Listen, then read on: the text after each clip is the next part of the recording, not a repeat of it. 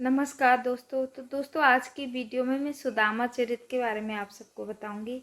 तो सुदामा चरित्र में देखिए क्या है। सुदामा की दीन अवस्था व कृष्ण की उदारता का वर्णन है इसमें।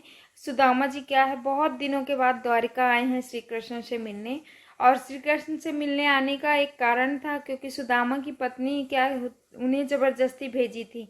उनकी आर्थिक स्थिति बहुत दयनीय थी, तो उनकी पत्नी उनको भेजती हैं कि जाओ, शायद आपके वो दोस्त हैं तो आपको कुछ दे दें। जबकि उनकी कोई इच्छा नहीं थी कृष्ण से मिलने के बाद। बहुत दिनों बाद दोनों मित्रों का मिलना और सुदामा का जो दीन अवस्था थी, जो उनकी गरीबी थी, कृष्ण की उदारता का भी वर्णन है। और किस तरह से उन्होंने मित्रता निभाते हुए धर्म का पालन किया है और सुदामा के लिए उदारता दिखाई है, वह सब एक मित्र को करना चाहिए। साथ ही में उन्होंने श्री कृष्ण और सुदामा की आपस की जो नोक झोंक का बड़ी कुशलता से वर्णन किया है। और इसमें क्या किया, उन्होंने यह भी दिखाया है कि कृष्ण कैसे अपने मित्रता धर्म का बिना सुदामा को के कहे हुए उनके मन की बात जानकर मित्रता का पालन किए हैं, मित्रता का धर्म निभाया है। और मित्र का यह सबसे प्रथम कर्तव्य रहता है कि वह अपने मित्र के बिना कहे उसके मन की बात जान ले और उसके लिए कुछ करे और उसके लिए दया उदारता दिखाए। और यही उसकी क्या है, मित्र की महानता है। तो चलिए हम देखते हैं सुदामा चरित्र, श्री कृष्ण और सुदामा के मित्रता का वर्णन, जो आधुनिक जीवन में बहुत महत्वपूर्ण है। आज का आधुनिक जीवन में ये सुदामा और श्री कृष्ण के मित्रता का उदाहरण दिया जाता है। तो देखिए किस प्रकार। शीस पगाना, देखिए, शीस पगान छंगा तन में, प्रभु जाने को आही बसे के ही ग्रामा। धोती फटी सी लटी दुपट्टी, और पाए पानह को नहीं सामा। द्वार खड़ो दुज दुर्बल एक, रहो चकिसो बसुधा बिरामा।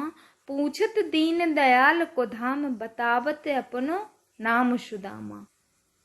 तो इस पंक्ति में क्या है कि जो सुदामा जी हैं, अपनी पत्नी के कहने पर क्या आर्थिक सहायता पाने के लिए उनकी नगरी, श्री कृष्ण की नगरी द्वारिका में पैदल आ पहुंचते हैं। और कभी ने उसी समय उस दृश्य का वर्णन किया है कि सुदामा को मतलब सुदामा संदेश भेजते हैं कि जाओ श्री कृष्ण से बता दो कि आपसे मिलने कोई आया है। तो जो द्वारपाल जाता है तो श्री कृष्ण से कैसे बताता है, देखिए सुनिए कैसे बताता है। तो कवि क्या कहते हैं कि जब सुदामा कृष्ण के महल के सामने खड़े थे, तब द्वारपाल ने महल के अंदर जाकर श्री कृष्ण को बताया, क्या बताया कि हे प्रभु, बाहर महल के द्वार पर एक गरीब व्यक्ति खड़ा हुआ है, बहुत ही दयनीय अवस्था में है, और वह क्या है, आपके बारे में पूछ रहा है कि श्री कृष्ण कहाँ हैं। तो और उसके प्रभु, उसके सिर पे ना तो पगड़ी है और ना ही उसके शरीर पर कोई कपड़ा है, कुर्ता भी नहीं पहना वो, और पता नहीं किस गांव से चलकर यहाँ तक आया है। प्रभु, उसने ऐसा कुछ भी नहीं बताया कि वो कहाँ से आ रहा है और क्यों आया है। वह फटी हुई धोती और गमछा पहने हुए है गंदा सा, और उसके पैरों में जूते भी नहीं है। द्वारपाल आगे कहता है कि दरवाजे पर खड़ा हुआ गरीब कमजोर सा ब्राह्मण हैरान होकर पृथ्वी और महल के सौंदर्य को ऐसे निहार रहा है प्रभु जैसे वो कभी देखा ही नहीं। वह द्वारिका नागरी को देखकर इतना हैरान है, इतना हैरान है, और वह सुंदर महलों को बहुत ही हैरानी की दृष्टि से देख रहा है। वह दीन दयाल अर्थात आपका निवास पूछ रहा है और अपना नाम बता रहा है सुदामा। देखिए, ऐसे बेहाल विवाइन सो पग कंटक जाल लगे पुनि जोए। हाय महादुख पायो सखा तुम आए, तैना कित दिन खोए।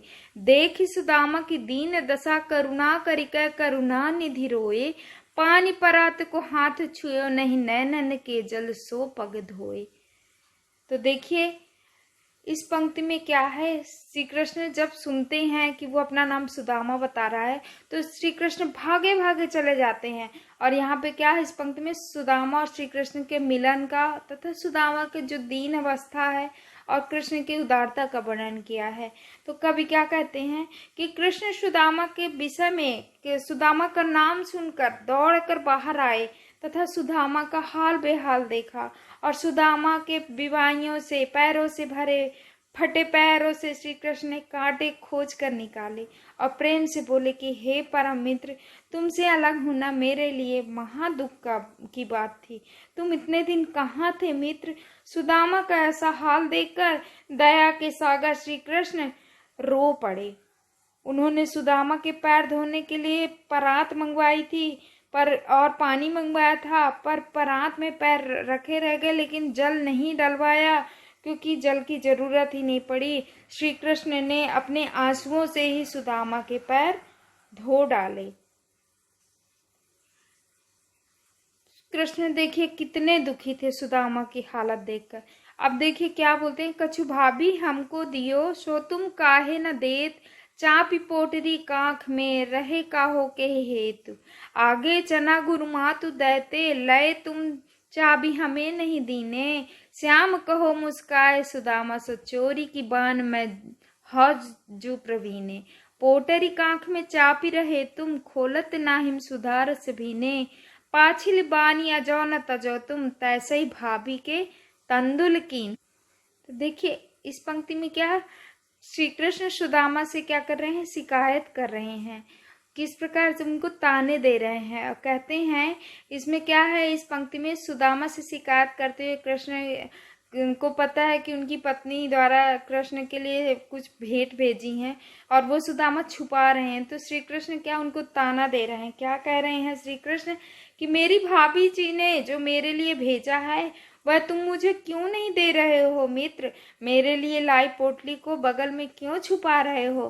कृष्ण ताना मारते हुए क्या कहते हैं कि जैसे तुमने बचपन में गुरु माँ द्वारा दिए गए चने मुझे न देकर खुद खा गए थे, वैसे अभी भी उनके तोहफे को क्यों नहीं दे रहे हो, क्या वह चोरी करने में कुशल हो गए हैं। कृष्ण जी कहते हैं कि क्यों पोटली छुपा रहे हो, उसे निकाल कर दे क्यों नहीं रहे हो, उसमें से कितनी सुगंधित अमृत खुशबू आ रही है, क्या उनकी पिछली आदत अभी भी नहीं छूटी, जो भाभी द्वारा भेजा तोहफा मुझसे छुपा रहे हो और मुझे नहीं दे रहे हो।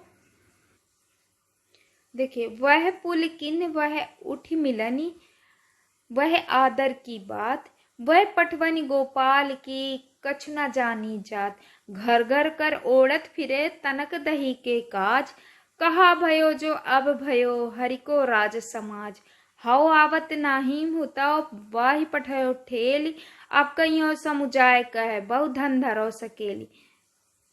तो इस भक्ति में क्या है, सुदामा जी को श्री कृष्ण क्या खाली हाथ भेज देते हैं। देखिए वो किए तो बहुत कुछ है लेकिन सुदामा जी से बताए नहीं है और सुदामा इस बात से अनजान है कि कृष्ण ने क्या किया। उनको ये लग रहा है कि मैं इतने बड़े महल में आया था कुछ देंगे श्री कृष्ण और मेरी मदद हो जाएगी, लेकिन वह तो मुझे खाली हाथ भेज दिए।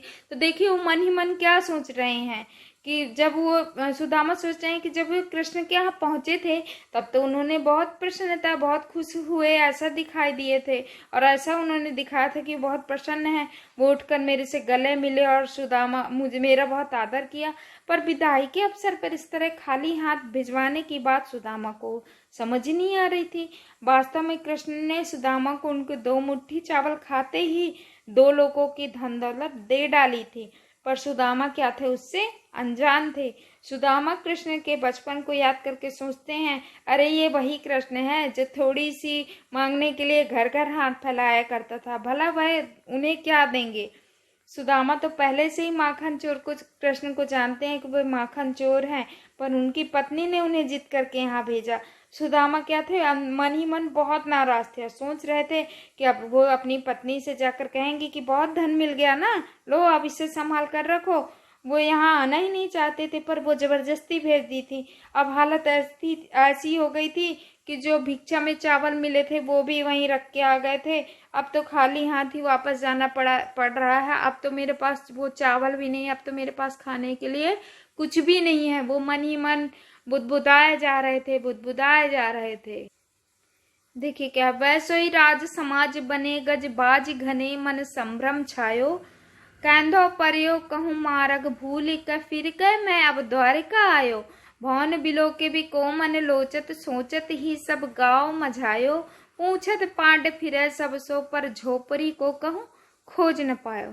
देखिए इस पंक्ति में वर्णन है कि जब सुदामा अपने गांव पहुंचते हैं तो वो देखते हैं कि मतलब मेरी झोपड़ी तो है नहीं, वो जो गरीबी वाला गांव वहाँ, यहाँ तो कुछ नहीं, यहाँ तो वो राजमहल है, सब कुछ अच्छा अच्छा है, चकाचौंध सा है। तो वो सुदामा क्या सोचते हैं कि कहीं मैं ऐसा तो नहीं कि मैं फिर से द्वारिका ही आ गया हूँ। तो क्या है यहाँ पे प्रस्तुत पद में क्या किया गया है, कृष्ण द्वारा सुदामा को धन दान से भरपूर कर देने का वर्णन किया गया है। तो क्या होता है कि सुदामा अपने गांव में जाकर देखते हैं कि वहां तो द्वारका जैसा ही ठाट बाट है, वैसा ही राज समाज है, वहां उसी प्रकार के हाथी घोड़े हैं जैसे द्वारका में थे। तो इससे उनके मन में क्या शंका आता है, सुदामा को क्या लगता है कि वो शायद घूम फिर कर गलती से फिर से द्वारिका ही आ गए हैं, वो शायद रास्ता भूल गए हैं, और वह भी द्वारिका जैसे भव्य महल बने हुए थे वहां भी। तो सुदामा को लग रहा था मैं द्वारिका ही आ गया हूँ। सुदामा के मन में उन भवनों को देखने का लालच आ रहा था, और यही सोचकर वे गांव के बीच में चले गए। वहां जाकर सुदामा ने सभी से अपनी झोपड़ी के बारे में पूछा कि अरे मेरी झोपड़ी कहाँ गई, वो मेरी झोपड़ी मुझे नहीं मिल रही। तो क्या हुआ था वास्तव में उनकी झोपड़ी के स्थान पर तो श्री कृष्ण ने अपनी कृपा से भव्य महल बना दिया था, और उनका पूरा गांव ही अलौकिक आभा से चकाचौंध हो रहा था, जिसके कारण सुदामा क्या थे, बहुत ही भ्रमित हो रहे थे। और श्री कृष्ण ने उनके बिना बताए ही उनकी मदद कर दिए थे, और सुदामा जी अनजान थे, इसलिए वो बहुत ही ज्यादा भ्रमित हो गए थे, सबसे पूछते फिर रहे थे अरे मेरी झोपड़ी कहाँ गई, मेरा गांव कहाँ गया, मैं फिर से द्वारका आ गया, वो सबसे पूछते फिर रहे थे। देखिए क्या, कह वह टूटी सी छानी हती, कह कंचन के अब धाम सुहावत, कह पग में पनही न हती, कह लय गजराजहु ठाड़े महावत, भूमि कठोर पतय रात कटे, कह कोमल सेज पे नींद न आवत, कह जुरतो नहीं को दो सवा, प्रभु के परतापते दाख न भावत। तो प्रस्तुत पंक्ति में क्या है कि कवि बता रहे हैं कि सुदामा के जो पुरानी स्थिति थी और जो नई स्थिति हो गई है उसका अंतर बता रहे हैं, उसका कंपेयर कर रहे हैं। क्या कहते हैं कवि, कहते हैं कि कहाँ सुदामा के पास पहले टूटी फूटी सी झोपड़ी थी, और कहाँ अब स्वर्ण महल सुशोभित हो रहे हैं, और कहाँ पहले तो सुदामा के पैरों में जूते तक नहीं होते थे, और कहाँ अब उनके महल के द्वार पर महावत के साथ हाथी खड़े रहते हैं, अर्थात सवारी के साधन उपलब्ध हैं। पहले कठोर धरती पर रात काटनी पड़ती थी, सुदामा को जमीन में सोना पड़ता था, और कहाँ अब सुकोमल गद्दे पर नींद ही नहीं आती है। कहाँ पहले तो यह हालात थे कि उन्हें खाने के लिए एकदम से गंदे से खाने में खाना पड़ता था, चावल गंदे प्रकार के थे और एकदम मैले मैले चावल रहते थे, और कहाँ प्रभु की कृपा से अब उन्हें काजू किशमिश मुनक्का उपलब्ध है, फिर भी वो उनको नहीं भा रहे हैं, सुदामा को अच्छे नहीं लग रहे हैं। तो देखिए सुदामा चरित्र में श्री कृष्ण और सुदामा की मित्रता का वर्णन है, और ये बताया गया है कि देखिए जो सच्चा मित्र होता है वो कैसे मन की बात जान लेता है बिना कुछ कहे और बिना कुछ बोले। तो देखिए यहाँ पे एक सच्ची मित्रता का वर्णन है। तो सुदामा और श्री कृष्ण के मित्रता का वर्णन इस तरह से किया गया है। उम्मीद है आप लोगों को वीडियो बहुत अच्छी लगेगी। तब तक के लिए कमेंट्स करें, लाइक करें, शेयर करें, और जो भी आपको वीडियो चाहिए हो वो मुझे बताएं। Thank you.